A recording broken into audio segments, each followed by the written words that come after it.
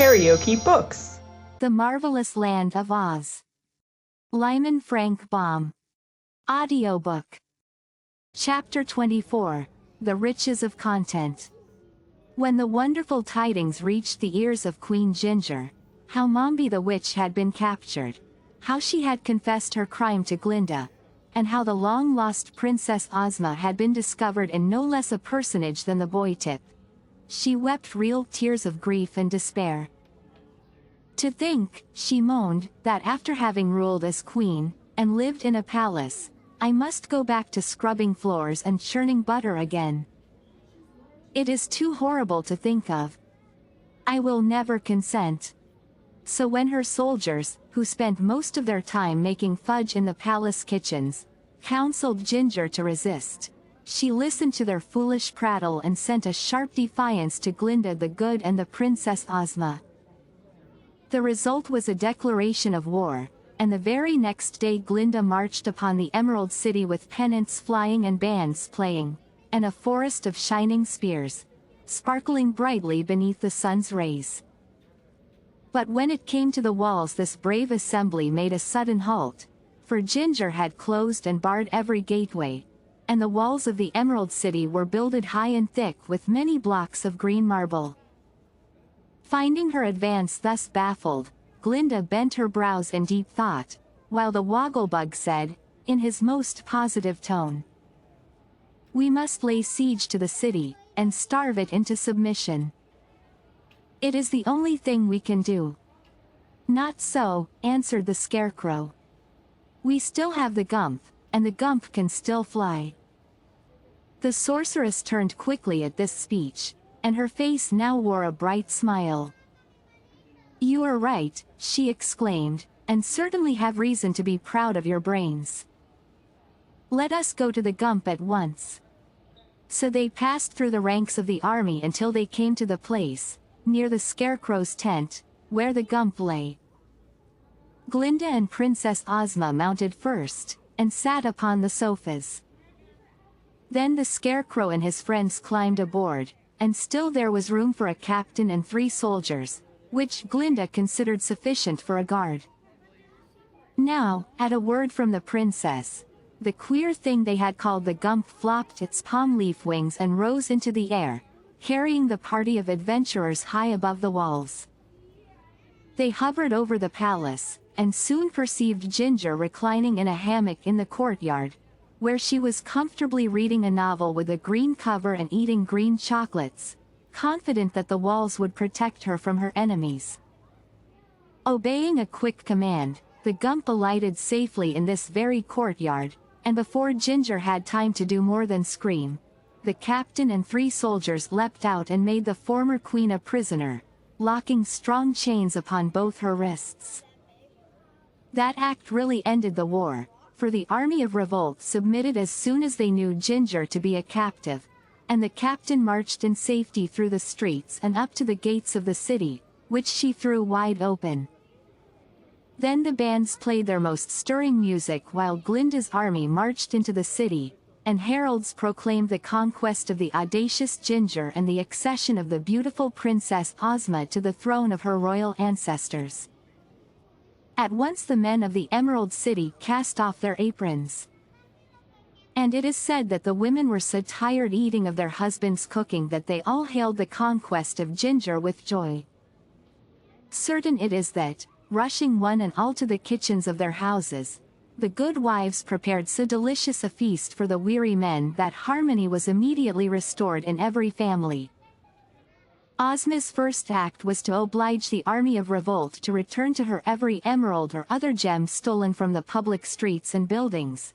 And so great was the number of precious stones picked from their settings by these vain girls, that every one of the royal jewelers worked steadily for more than a month to replace them in their settings.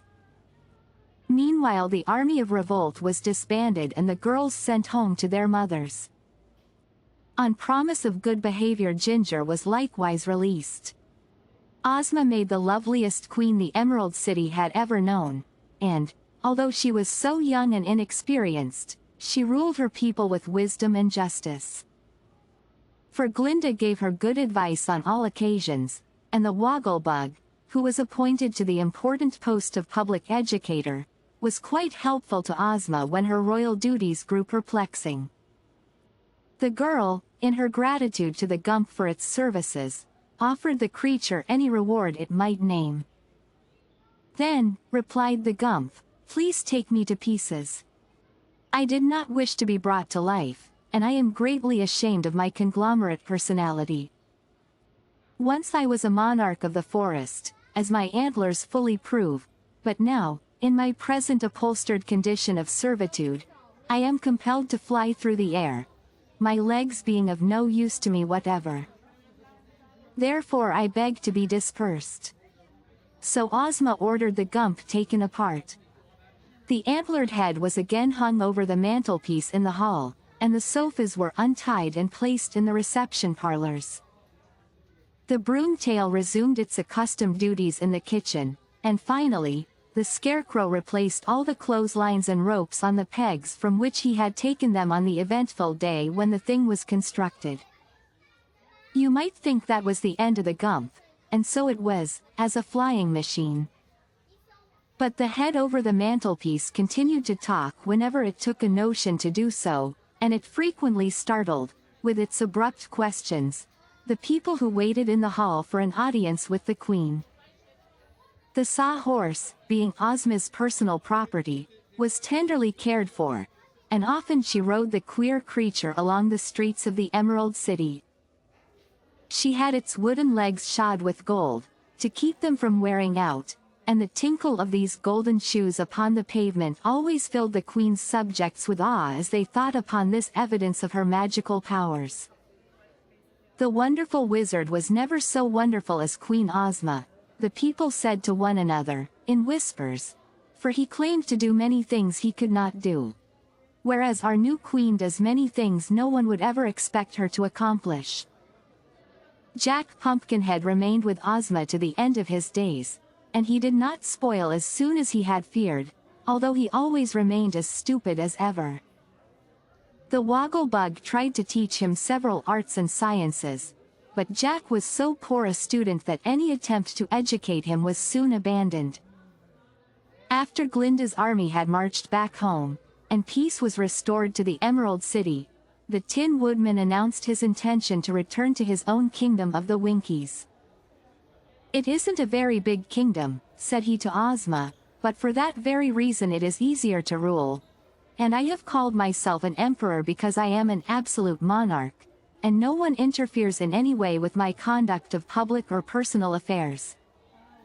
When I get home I shall have a new coat of nickel plate, for I have become somewhat marred and scratched lately, and then I shall be glad to have you pay me a visit." "Thank you," replied Ozma. "Some day I may accept the invitation. But what is to become of the Scarecrow?" "I shall return with my friend the Tin Woodman," said the stuffed one, seriously. "We have decided never to be parted in the future. And I have made the Scarecrow my royal treasurer," explained the Tin Woodman. "For it has occurred to me that it is a good thing to have a royal treasurer who is made of money. What do you think?" "I think," said the little Queen, smiling, "that your friend must be the richest man in all the world." "I am," returned the Scarecrow. "But not on account of my money. For I consider brains far superior to money, in every way. You may have noticed that if one has money without brains, he cannot use it to advantage, but if one has brains without money, they will enable him to live comfortably to the end of his days." "At the same time," declared the Tin Woodman, "you must acknowledge that a good heart is a thing that brains cannot create, and that money cannot buy. Perhaps, after all, it is I who am the richest man in all the world." "You are both rich, my friends," said Ozma, gently, "and your riches are the only riches worth having, the riches of content." The end. If you liked what you heard, please subscribe to the channel.